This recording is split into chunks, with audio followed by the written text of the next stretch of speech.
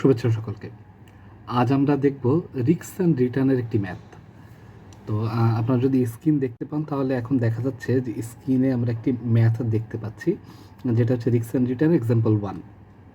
তো এখানে বলা আছে যে the market and stock J have the following probability distribution. তো আমাদের এখানে একটা তালিকা দেওয়া আছে, যেখানে প্রথমে প্রবাবিলিটি দেওয়া আছে, যে প্রবাবিলিটি সংক্ষেপে আমরা পিআই বলি, এবং রেট অফ ইন্টারেস্টের যেই মার্কেটের জন্য যেটা দেওয়া আছে, প্রথম প্রবাবিলিটির জন্য দেওয়া আছে 15%, তারপর 9%, তারপর 18%। আর স্টক জে এর জন্য দেওয়া আছে হচ্ছে প্রথমটা 20%, পরেরটা 5% এবং তারপরটা 12%। আচ্ছা, আমরা তাহলে এখন দেখি যে প্রথম আমাদেরকে এই অঙ্কে কি কি করতে বলা হয়েছে। এ নাম্বারে বলা হয়েছে যে calculate the expected rates of return for market stock.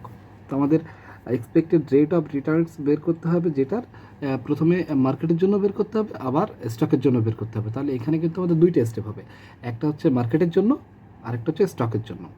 একই রকমভাবে আমাদের 2 নম্বরে বলা আছে, বি নাম্বারে বলা আছে যে ক্যালকুলেট দ্য এসডি বা হচ্ছে standard deviation for the market and stock. মানে দুইটার জন্য বলা আছে। আমাদের ক্লাসে কিন্তু স্যার করিয়েছিলেন যে কোনো একটা দিয়ে করার জন্য। আমাদের পরীক্ষায় যে কোনো একটাও হতে পারে অথবা দুইটাও হতে পারে। তো আমরা হচ্ছে দুইটা করাটা শিখবো, যেটা হচ্ছে আমাদের ম্যাথে শিটে দেওয়া আছে, যে এই ম্যাথটা দেওয়া আছে, আমরা এটা করে ফেললে তখন হচ্ছে দুইটা যদি করতে পারি তাহলে হচ্ছে একটাটা আরও সহজ হবে। তো যাই হোক, আমরা সি নাম্বারটা দেখি। সি নাম্বারে বলা আছে calculate the coefficient of the variation. এটাও মার্কেট এবং স্টকের জন্য। তাহলে আমাদের তিনটি জিনিস বের করতে বলা হলো, একটি হচ্ছে এক্সপেক্টেড রেট অফ রিটার্নস, একটা হচ্ছে স্ট্যান্ডার্ড ডেভিয়েশন, আর একটা হচ্ছে সিভি বা কোএফিসিয়েন্ট অফ ভ্যারিয়েশন। তো এই যে তিনটা বের করতে হবে, এই তিনটার সূত্র আমি তিনটা প্রথমে আগে আলাদা করে লিখে নিয়েছি, যাতে আমাদের বুঝতে সুবিধা হয়। এই যে স্ক্রিনে আপনারা দেখতে পাচ্ছেন যে তিনটি সূত্র আমরা প্রথম সূত্রের জন্য, প্রথম সলিউশন করার জন্য কি করতে বলা হচ্ছে, আমাদের এক্সপেক্টেড রেটস অফ রিটার্নস বের করার জন্য মার্কেটের জন্য। আচ্ছা, এটার সূত্রটা কি? যে রেট অফ রিটার্নের সূত্রটা হচ্ছে summation of PI into RI. আচ্ছা, পিআই তো প্রবাবিলিটি আমরা জানি, আর আরআইটা হচ্ছে কি রেট অফ রিটার্নের যে পার্সেন্টেজটা দেওয়া আছে। তো আমরা যদি অঙ্কটা প্রথম সূত্রটাই আমরা দেখলাম যে আমাদের প্রথম সলিউশনের জন্য, এ নাম্বারের সলিউশনের জন্য আমাদের শুধুমাত্র প্রয়োজন হবে এই সূত্রটা। আচ্ছা, এখন সামেশন যেহেতু বলা হয়েছে, আমাদের তিনটি মান দেওয়া আছে, তাহলে আমাদের প্রথমটা বের করতে হবে, দ্বিতীয়টা বের করতে হবে, তৃতীয়টা বের করতে হবে, এবং তারপর সেগুলো যোগ করলেই কিন্তু আমাদের হচ্ছে উত্তরটা বের হয়ে যাবে, এবং উত্তরটা অবশ্যই পার্সেন্টেজে বের হবে। তা আসুন আমরা হচ্ছে স্ক্রিনে দেখি যে এই নাম্বার আমরা সলিউশন করব, এবং আমি এখানে একটি চার্ট বানিয়ে রেখেছি। আপনারা যদি দেখতে পান, দেখুন আমি এখানে একটি চার্ট বানিয়ে রেখেছি যে আমাদের কী কী বের করতে বলা হয়েছে। আমাদের মার্কেটের জন্য রেট অফ ইন্টারেস্ট বের করতে হবে, আমাদের হচ্ছে স্ট্যান্ডার্ড ডেভিয়েশন বের করতে হবে, আর হচ্ছে সিভি বের করতে হবে। তো আমরা যখন প্রত্যেকটা বের করব তখন কিন্তু এখানে একটা একটা করে লিখে ফেলবো, কারণ আমাদের সিভি বের করার জন্য উপরের দুটোর মান প্রয়োজন। প্রথমটা করার জন্য আমরা একটি ছক করে নিয়েছি। আমি এই যেই অঙ্কটা করতেছি, এটা হচ্ছে স্ট্যাটিস্টিক্সের একটি অঙ্ক আমরা করেছিলাম, আমাদের শর্মিলা ম্যাডাম করিয়েছিলেন, সেই অঙ্কের অনুযায়ী আমি করতেছি। এটাতে এইভাবে করলে আমার জন্য সুবিধা হয়েছে। আমি আশা করছি যে আপনারা যদি এভাবে করেন তাহলে আপনাদের জন্য সুবিধা হবে। আচ্ছা, আমি সলিউশন এর জন্য একটি ছক করে ফেলেছি। ছকটি হচ্ছে প্রবাবিলিটি। তাহলে আমাদের হচ্ছে ছকে দেখি, এই যে প্রবাবিলিটি 0.3, 0.4 অ্যান্ড 0.3, আমি যদি এখানে এইটা লিখে ফেলি তাহলে কিন্তু এটা সেম টু সেম। দেখুন এখানে কিন্তু কোনো পার্থক্য নেই, প্রশ্নে যা দেওয়া ছিল আমি তাই লিখেছি।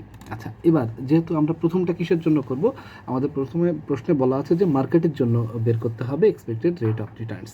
তো এটার জন্য আমাদের দরকার হচ্ছে ইন্টারেস্ট, রেট অফ ইন্টারেস্ট যেটা আছে, রিটার্ন অফ ইন্টারেস্ট যেটা আছে, সেটাতে আমাদের প্রশ্ন দেওয়াই আছে যে প্রথমটা হচ্ছে 15%, তারপর হচ্ছে 9%, তারপরটা 18%। তো পার্সেন্টেজকে যখন আমরা হচ্ছে সংখ্যায় ডেসিমেলে নিয়ে আসি তখন কী হবে, তখন কিন্তু এই 15%-এরটা হয়ে যাবে হচ্ছে 0.15, পরেরটা 0.09, এবং হচ্ছে তারপর একটা 0.18। আমরা যদি এই তিনটি এখানে ডেসিমেল আকারে বসাই তাহলে দেখুন আমি কিন্তু এই তিনটাকে ডেসিমেল আকারে এখানে বের করে ফেলেছি। এখন কি করতে হবে, এখন আমাদের হচ্ছে এই যে পিআই পেয়ে গেছি, আরআই পেয়ে গেছি, এটা গুণ করে বসিয়ে দেব। তাহলে এই দুটো যদি আমি গুণ করি তাহলে বসে গেল 0.045, এর পরেরটাও গুণ করলাম এবং তারপরেরটাও আমি গুণ করে বসিয়ে দিলাম। আচ্ছা, এখন আমরা যে সূত্রটা দেখেছিলাম একটু মনে করুন, আমরা কিন্তু এই ছক থেকে হুবহু জাস্ট গুণ করে বসিয়ে দিলাম। আমরা সূত্রটা একটু দেখি। আমাদের এই সূত্রে বলা আছে যে summation of PI into RI, তার মানে সামেশন মানে এই তিনটার যোগফল বের করলেই কিন্তু আমাদের হয়ে যাবে। তাহলে এই তিনটা যদি আমরা যোগফল বের করতে চাই, তাহলে যোগফল দেখুন আমাদের এসেছে হচ্ছে 0.135। আচ্ছা, এখন 0.135 যেটা এসেছে সেটা তো হচ্ছে ডেসিমেল আকারে আছে আমাদের, তাহলে এটাকে কিসে বের করতে হবে? আমাদের এটা বের করতে হবে হচ্ছে পার্সেন্টেজে। তাহলে হচ্ছে expected rate of Returns for market, আমরা যেহেতু মার্কেটের জন্য করতে চেয়েছিলাম আমরা সূত্রটাও বসিয়ে দিলাম। আমরা পেয়ে গেছি হচ্ছে 0.135। এটাকে জাস্ট যদি আমি পার্সেন্টেজে নিতে চাই তাহলে কি করতে হবে? তাহলে হচ্ছে 100 দিয়ে গুণ করতে হবে। দেখুন আমাদের কিন্তু এই পার্সেন্টেজটা চলে এসেছে। তাহলে মার্কেটের জন্য কিন্তু আমরা এক্সপেক্টেড রেট অফ রিটার্নসটা বের করে ফেললাম। আমি যেহেতু উপরে একটি তালিকা তৈরি করে ফেলেছিলাম, দেখুন এই যে এখানে একটা তালিকা তৈরি করা আছে ফর মার্কেটের জন্য। যেহেতু আমাদের প্রথমটা বের হয়ে গেছে, আমি এই রেট অফ ইন্টারেস্ট যেটা রেট বেরিয়েছে যে প্রথমটার যে এক্সপেক্টেড রেট অফ রিটার্নস, সেটা কিন্তু আমরা বের করে ফেললাম। আচ্ছা, এবার একই রকমভাবে যদি আমি মার্কেটের জন্য বের করি তাহলে আমাকে কিসের জন্য বের করতে হবে? আমাকে স্টকের জন্য বের করতে হবে। আসুন তাহলে আমরা স্টকের জন্য বের করি। একটু খেয়াল করে দেখুন, আমরা কিন্তু এই তালিকা থেকে ডাটাটা নিয়েছিলাম। প্রথমটা নিয়েছিলাম প্রবাবিলিটি এবং হচ্ছে মার্কেটের ডাটাটা। এবার নিব কিন্তু তাহলে হচ্ছে প্রবাবিলিটি এবং হচ্ছে স্টকের ডাটাটা। আচ্ছা, আমরা তাহলে এই প্রথমটার জন্য যেভাবে ছক করেছিলাম আমরা কিন্তু স্টকের জন্য সেই একই রকমভাবে ছক করে ফেললাম। যেহেতু প্রবাবিলিটির কোনো পার্থক্য নেই, তাহলে প্রবাবিলিটির মানগুলো আমি বসিয়ে দিলাম। এবার আমাদের কিন্তু স্টকের জন্য এই যেখানে দেখুন জে লেখা আছে, এই যে আমাদের প্রশ্নে RIJ, এটা কিন্তু স্টকের কথা বলা আছে, এই যে প্রশ্নে বলা আছে। সেহেতু আমরা হচ্ছে এই মানটাও এখানে যে হুবহু আছে 20%, 5% এবং 12%, এটাকে যদি ডেসিমেল আকারে আমি এখানে নিয়ে আসি তাহলে কিন্তু চলে আসতেছে 0.20%, 0.05% এবং 0.12%। আচ্ছা, এবার যেহেতু আমাদের দুইটা গুণ করতে হবে, পিআই গুণ আরআই, তাহলে এইটা গুণ এইটা আমি যদি তিনটা গুণ করে ফেলি তাহলে আমাদের এই জিনিসটা চলে আসলো 0.06, 0.02, 0.036। আচ্ছা, এবার যেহেতু আমরা প্রশ্নে আগেই দেখে নিয়েছিলাম, এখন আর সূত্রে গেলাম না, আমরা নিচে লিখে রেখেছি। আমাদের হচ্ছে যেটা বেরিয়েছে সেটা হচ্ছে আমাদের তিনটির মান বেরিয়েছে, কিন্তু আমাদের সামেশন মানে হচ্ছে যোগফল বের করতে হবে। আমরা তিনটার যোগফল করে ফেলি। আমরা তিনটার যোগফল করে ফেললাম, দেখুন তিনটার কিন্তু যোগফল চলে এসেছে। এবার এই যোগফলটা তো ডেসিমেলে আছে, আমাদের তো এটাকে নিতে হবে হচ্ছে পার্সেন্টেজে। তাহলে এক্সপেক্টেড রেট অফ রিটার্নস যেটা স্টকের জন্য হবে সেটা আমাদের এখানে পেয়েছি, এবং সেটাকে যদি আমরা পার্সেন্টেজে নিয়ে আসি তাহলে চলে আসলো হচ্ছে 11.60%। আমি আমার সেই তালিকাতে চলে যাই। এই যে দেখুন আমাদের এই তালিকাতে যেহেতু স্টকের জন্য দুটি কিন্তু আমরা পেয়ে গেছি। আমাদের মার্কেটের জন্য যেটা প্রয়োজন ছিল এক্সপেক্টেড রেট অফ রিটার্নস, ওটা আমরা পেয়েছি, এবং স্টকের জন্য আমরা পেয়ে গেছি। তাহলে এ নাম্বারের যে সলিউশনটা ছিল সেটা কিন্তু আমাদের টোটালি কমপ্লিট হয়ে গেল। এ নাম্বারটা যেহেতু কমপ্লিট হয়ে গেছে তাহলে হচ্ছে এ নাম্বার যেটা আছে এটা হচ্ছে আমরা সবুজ করে ফেলি, যে এ নাম্বারটা আমরা করে ফেলেছি। আচ্ছা, এ নাম্বারটা আমাদের করা হয়ে গেছে। এবার বি নাম্বারে বের করতে বলা আছে স্ট্যান্ডার্ড ডেভিয়েশন মার্কেটের জন্য এবং স্টকের জন্য, দুটির জন্য কিন্তু আমাদের স্ট্যান্ডার্ড ডেভিয়েশন বের করতে হবে। তাহলে স্ট্যান্ডার্ড ডেভিয়েশন বের করার জন্য আমাদের প্রয়োজন কি? স্ট্যান্ডার্ড ডেভিয়েশনের সূত্রটা প্রয়োজন। স্ট্যান্ডার্ড ডেভিয়েশনকে আমরা যদি সূত্র আকারে প্রকাশ করতে চাই তখন বের করতে হবে হচ্ছে আমাদের sigma. Sigma is equal to root over summation of RI minus R bar square into pi. একটু খেয়াল করে দেখুন, সিগমার জন্য আমাদের সামেশন অফ RI, যেহেতু আমাদের এটা প্রশ্ন দেওয়া আছে পেয়ে যাচ্ছি, R bar expected rate of interest এইমাত্র আমরা বের করলাম, এবং পিআই তো হচ্ছে প্রবাবিলিটি, যেটা হচ্ছে আমাদের সূত্রে দেওয়াই আছে। তো এই জিনিসটাও আমরা টোটালি স্ট্যাটিস্টিক্সে যেভাবে আমরা একটা ম্যাথ করেছিলাম সেই রকমভাবে করব, যাতে একবারে এক ছকে করা যায়, যাতে হচ্ছে খুব সহজেই আমরা সলিউশনটা করতে পারি। আচ্ছা, তাহলে আমাদের এ নাম্বার কিন্তু করা হয়ে গেছিল। আমরা এখন যাচ্ছি হচ্ছে বি নাম্বারে। বি নাম্বারে প্রথমে আমাদের কি বের করতে হবে? প্রথমে আমাদের বের করতে হবে হচ্ছে RI। পিআই যেহেতু দেওয়া আছে, পিআই একেবারে প্রশ্নে যা দেওয়া আছে আমরা সেইভাবে প্রশ্নে যা যা দেওয়া ছিল আমরা সেটা লিখে ফেললাম। এবার RI হচ্ছে মার্কেটের জন্য, একেবারে প্রশ্নে যা আছে একেবারে হুবহু সেম টু সেম প্রশ্নটা বের করে ফেললাম। আচ্ছা, এবার আর বার কী হবে? আর বার এইমাত্র আমরা মার্কেটের জন্য যেটা করলাম আমরা একটু দেখি। এই যে মার্কেটের জন্য আর বার কোনটা? 5%। আচ্ছা, এটা যদি আমার মার্কেটের জন্য আর বার হয় তাহলে এই তিনটা সিরিয়ালেই কিন্তু আমার একই মান বসবে।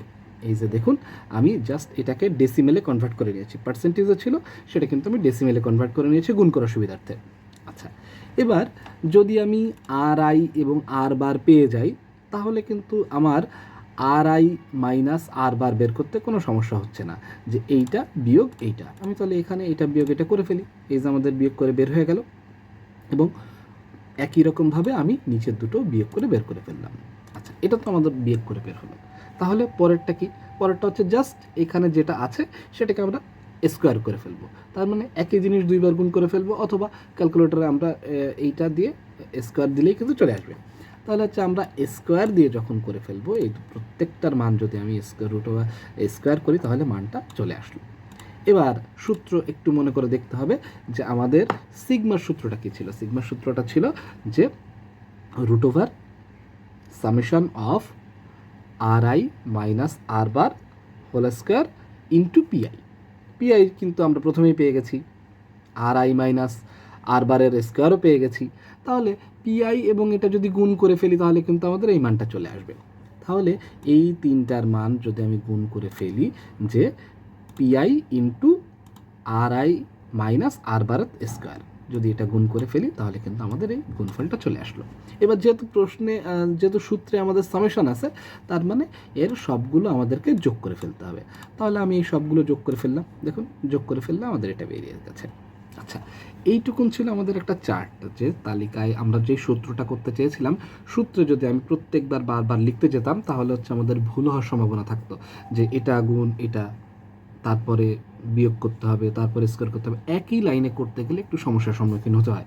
আমরা কিন্তু আলাদা আলাদাভাবেও করতে পারতাম, আমরা আলাদা আলাদাভাবে আর আই মাইনাস আর বার সেটাকে স্কোয়ার গুণ পিআই আবার যোগ আবার আরেকটা মান আরেকটা মান আরেকটা মান, এভাবে কিন্তু করা যেত। স্যার আমাদেরকে যেভাবে শিখিয়েছিলেন এভাবেই করা যেত, কিন্তু আমার কাছে মনে হয়েছে যে এইভাবে করলে আমার কাছে ইজি মনে হচ্ছে, যে ভুল হওয়ার সম্ভাবনাটা কম থাকবে।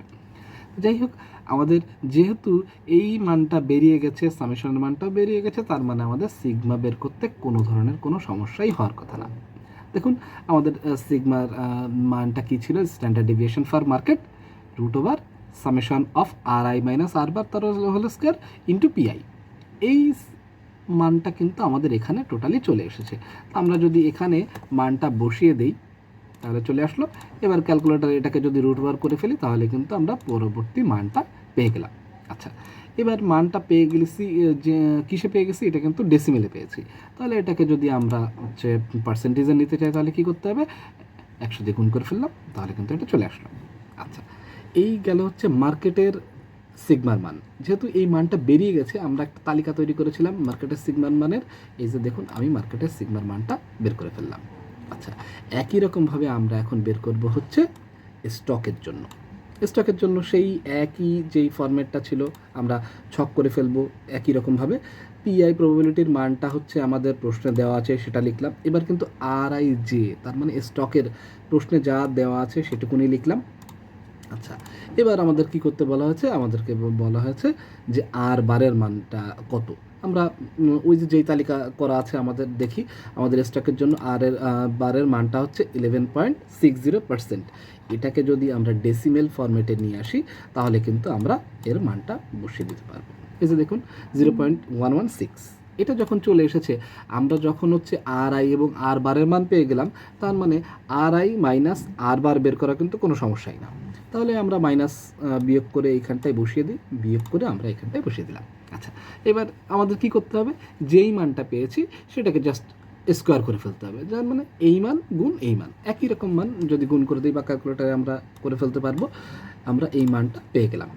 এবার আমাদেরকে বলা হচ্ছে যে আর আই মাইনাস আর বারের হোল স্কোয়ার যেটা বেরিয়েছে তার সাথে আমাদের গুণ করতে হবে একবার প্রথমে যে পিআইটা আছে বা প্রবাবিলিটি সেটা। তাহলে আমরা গুণ করে দিলে মানটা পেয়ে যাচ্ছি এটা। এখন একটু মনে করতে হবে যে আমাদের সূত্র কী ছিল, আমাদের সূত্রে যেহেতু সামেশন ছিল তাহলে কী করতে হবে, এই সবগুলো যোগ করে যে মানটা হবে আমরা সেই মানটা বের করে ফেললাম। এবার তাহলে কিন্তু আমাদের এই স্ট্যান্ডার্ড ডেভিয়েশন স্টকের জন্য বের করার কোনো সমস্যাই হবে না। আমরা সূত্রটা বের করে ফেললাম এবং এখানে আমাদের মান কত বেরিয়েছে, summation of R I minus R বারের হোল স্কয়ার ইন্টু পিআই, আমরা সেই মানটা বসিয়ে ফেললাম। এবং এর পরবর্তীতে যদি আমরা বের করতে যাই তাহলে কি করব, আমরা এই রুট ওভারটা ক্যালকুলেট করে ফেলবো। রুট ওভার ক্যালকুলেট করে ফেললে 0.062161টা বেরিয়েছে এবং এটা আমাদের কিসে বের করতে হবে, এটা আমাদেরকে পার্সেন্টেজে নিয়ে আসতে হবে। তার মানে হচ্ছে কী করতে হবে, 100 দিয়ে যদি গুণ করি তাহলে কিন্তু আমাদের 6.22% চলে এসেছে। এটা কিসের মান বের হলো, এটা কিন্তু বের হলো হচ্ছে স্টকের স্ট্যান্ডার্ড ডেভিয়েশন। আমি যেহেতু যেই ছকটা করে ফেলেছিলাম, ছকটা করে রেখেছিলাম, তাহলে আমরা এখানে এই মানটাও বসিয়ে ফেলি। এখন দেখুন আমাদের যেই প্রশ্নটা ছিল তাহলে কিন্তু আমাদের বেশিরভাগটাই সলিউশন হয়ে গেছে। এখন জাস্ট সিভি বের করতে হবে। সিভিটা হচ্ছে আমরা এই যে যেখানে আছে আমরা এখানেও বের করতে পারবো। সিভি বের করার জন্য কি করতে হবে, যে সিগমা ডিভাইডেড আর বার, জাস্ট এইটা থেকে এটা যদি ভাগ করে ফেলি তাহলে আমাদের মানটা চলে আসবে। আসুন আমরা তাহলে সি নাম্বারটা দেখি। সি মান বের করার জন্য আমাদের কী বলা হয়েছিল, যে coefficient of variation of market. প্রথমে যেহেতু মার্কেট, তাহলে মার্কেটের জন্য আমরা এখানে যেই মানটা নেব সেটা কিন্তু মার্কেটের মানটা দিব, এবং যখন স্টক করব তখন স্টকের মানটা। যেহেতু আমরা এই ছকটা করে রেখেছিলাম, আমি কিন্তু এইটা যাতে সুবিধা হয় সেই কারণে এই ছকটা করা ছিল। আমরা অঙ্কের সুবিধার জন্য এই মানটাকে নিয়ে চলে যাব, আমরা যেখানে অঙ্ক করতেছি সেইখানটায় নিয়ে চলে আসি। আমরা এখানে standard CV coefficient of variation বের করব, এই জন্য আমরা এইখানটায় রেখে দিলাম। তাহলে যেহেতু সিভি হচ্ছে কি সিগমা মাইনাস আর বার, তাহলে কিন্তু আমাদের আর কোনো সমস্যা হচ্ছে না।